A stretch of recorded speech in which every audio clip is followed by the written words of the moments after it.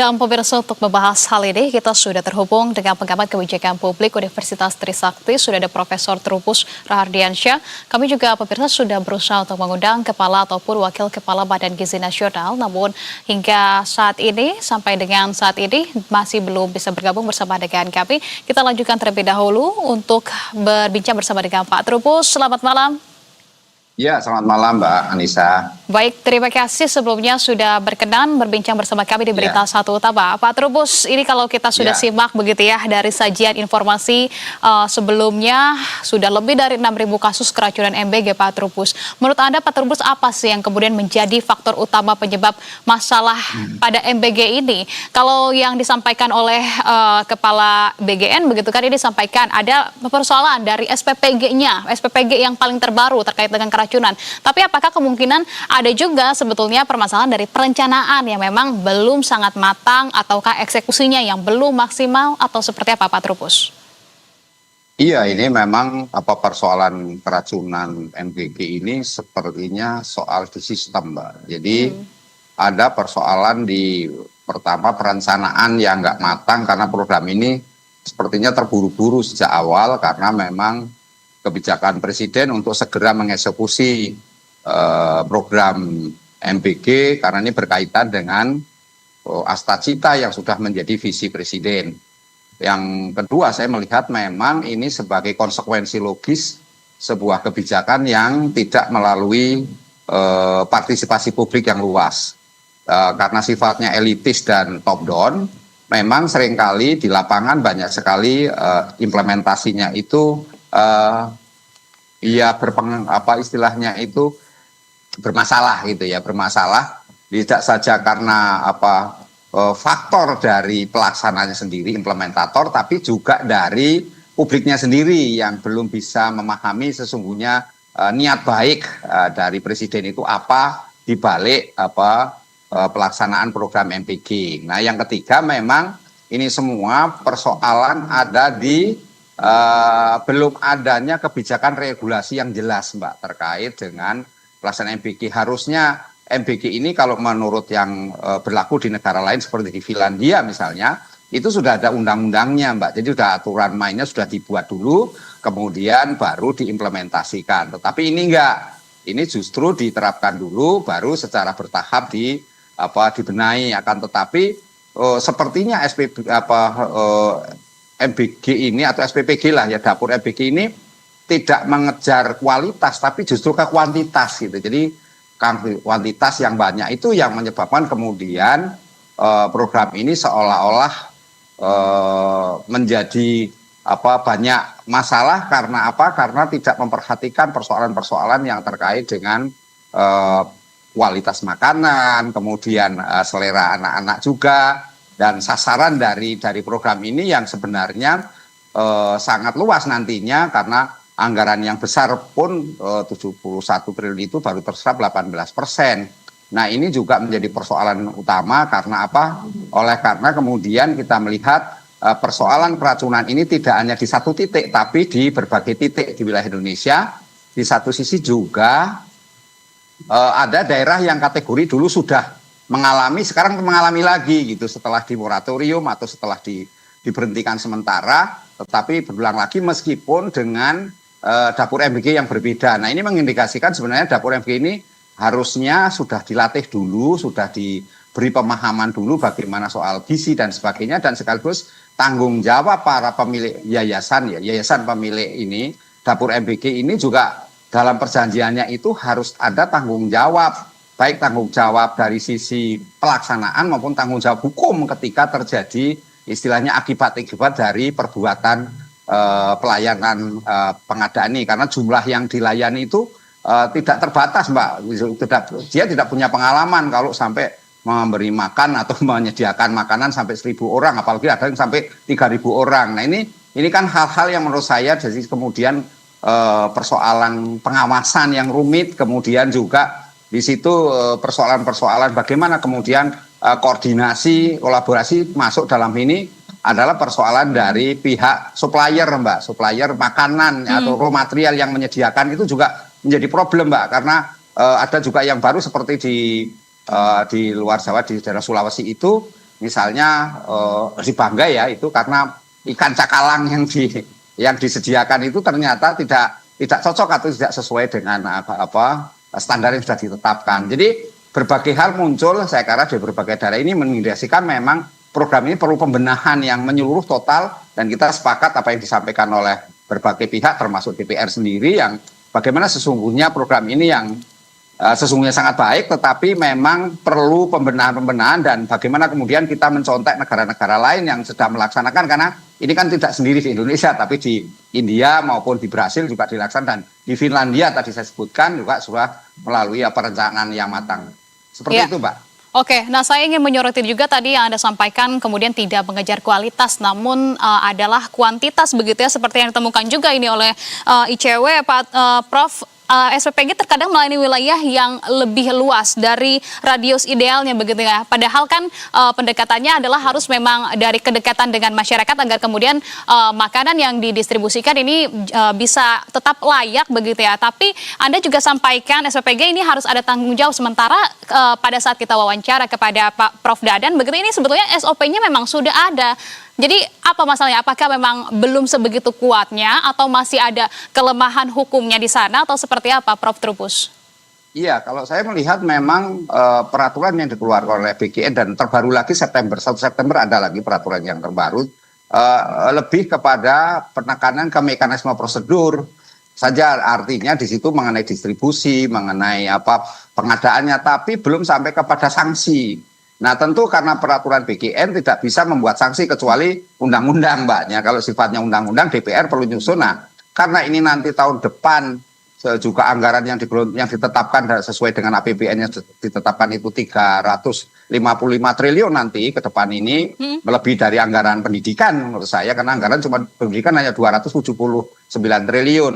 Nah jadi dalam hal ini perlu sebenarnya sekarang menyiapkan dari adanya kejadian-kejadian yang ada sekarang ini menjadi entry point, titik untuk membenahi seluruhnya termasuk penyiapan dan regulasinya. Jadi kalau hanya aturan internal yang berasal dari BGN, saya kira memang tidak efektif, Mbak, dan istilahnya seperti macan ompong lah gitu, tidak dipatuhi karena memang tidak ada sanksi yang jelas. Di satu sisi juga ini aturan lebih bersifat teknis gitu, karena makanya disebut istilahnya pertek, peraturan teknis yang belum disosialisasikan secara nyata, Mbak. Ini kan persoalannya begitu luas jangkauan yang ingin dicapai dari yang ditargetkan oleh MBG itu, kemudian persoalannya ada pada sosialisasi, edukasinya juga masih lemah.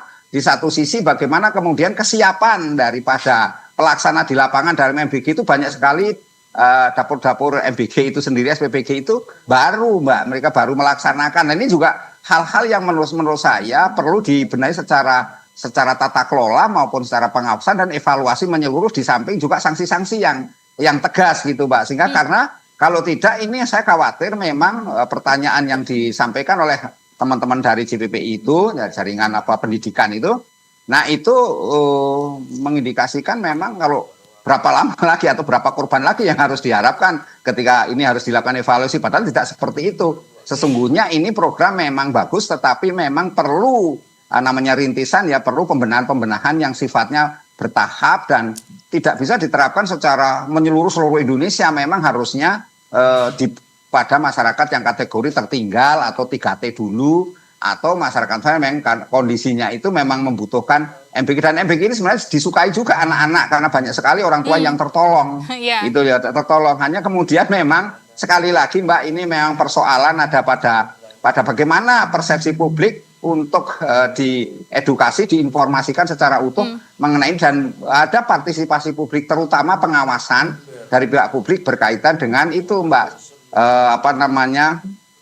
penyedia raw material. Jadi supplier itu, Mbak, itu harus jelas itu, karena memang persoalannya kualitas makanan itu berasal dari itu, dan cara masak dan penyimpanannya seperti apa, artinya treatmentnya ini juga harus clear, Mbak. Nah ini kan persoalan kemudian ada banyak anak-anak yang memang memakan karena sesungguhnya senang dengan makanan itu, tetapi karena di dalamnya ada semacam racun, atau kemudian ada juga belatung yang ditemukan, ada juga yang basi, dan berbagai hal selama 10 bulan diterapkan ini memang mengindikasikan pemerintah sendiri dalam posisi seperti trial error gitu. Itu beberapa pandangan seperti itu. Tapi kita juga memaklumi bahwa kebijakan ini apapun adanya memang harus tetap lanjut. Karena ini kita tujuan mulia ke depan untuk membangun Indonesia yang lebih baik. Seperti itu, Mbak. Oke, baik. Niat yang baik saja belum cukup ketika memang dari regulasinya belum jelas, sanksinya juga belum tegas, begitu ya. Kalau begitu kita tanyakan, ini Prof. Trubus sudah bergabung juga bersama kami ya. Sudah ada Pak Zainul Munasihin, anggota Komisi 9 DPR dari fraksi PKB. Nah, Bang Zainul, ini kalau kita lihat sebelumnya kan sudah dilakukan juga RDPU di Komisi 9 ya. Kemarin muncul ada desakan menghentikan program MBG, kemudian mengalihkan anggarannya untuk program pendidikan lain. Bang Zainul, bagaimana dari Komisi 9 menyikapi hal ini maupun dari permasalahan-permasalahan yang ada terkait dengan MBG sejauh ini, Bang Zainul?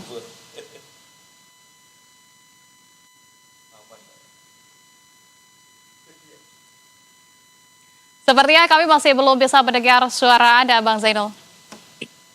Baik. Terima kasih Mbak Anissa. Ya. Selamat malam Prof. Trubus. Ya, selamat malam Pak. Pak Dewan, ya monggo Pak. Pertama-tama kami tentu mengapresiasi seluruh masukan, kritik dan saran terhadap program makan bergizi gratis ini yang kemarin juga sudah disampaikan oleh teman-teman JPPI dan juga teman-teman NGO ketika RDP dengan kami di Komisi 9. Kami sangat berterima kasih atas seluruh masukan dan kritiknya itu. Nah, sebenarnya problemnya adalah terletak pada keserentakan. Karena memang program MBG ini yang awalnya ditargetkan 5.000 dapur untuk tahun 2025, kemudian oleh Bapak Presiden diminta untuk ada percepatan kalau bisa sampai 30.000 dapur. Hari ini sudah ada 9.000 dapur yang beroperasi. Artinya apa? Secara target dari awal yang kita diskusikan, yang kita sepakati di Komisi 9 itu sudah hampir 100% melampaui dari target yang kita sepakati. Tapi kami tidak masalah, karena apa? Karena memang Bapak Presiden ingin ada percepatan. Nah, problemnya adalah di tengah percepatan itu pasti akan ada resiko-resikonya. Hari ini dengan 9.000 dapur yang sudah operasional itu, berarti per hari ada 270 juta porsi makanan yang dibagikan per hari. Karena satu dapur kan melayani kurang lebih 3.000 penerima manfaat. Jadi akan ada 270.000 porsi yang dibagikan setiap harinya. Kalau satu bulan itu sudah 500 miliar lebih porsi makanan yang dibagikan. Jumlah temuan kasus keracunan itu kan sampai angka yang kemarin yang dirilis oleh pemerintah dan juga oleh teman-teman JPP kan di angka 5 ribuan. Jadi porsi makanan yang bermasalah itu 5.000 porsi makanan yang menimbulkan masalah. Sementara yang 500 miliar lebih porsi makanan itu harus kita akui tidak menimbulkan masalah. Oleh karena itu kami berpandangan bahwa sebetulnya secara umum percepatan MBG ini lebih besar positifnya daripada misalnya yang negatifnya. Walaupun kami tetap punya pemahaman bahwa satu nyawa tetap sangat berharga dan tidak boleh dianggap itu main-main oleh kita semuanya. Oleh karena saya setuju dengan tadi masukannya Prof. Trubus dan juga teman-teman yang lain, kita perlu ada evaluasi menyangkut soal SOP, tata kelola, agar kita bisa menuju zero accident, nol kejadian untuk kasus keracunan di SPBG ini. Dengan caranya apa? Salah satunya adalah kita minta ke BGN, kita dorong BGN untuk segera menerapkan SLHS, ya, sertifikasi higienis sanitasi untuk seluruh SPBG yang sekarang sudah beroperasi dan yang akan beroperasi.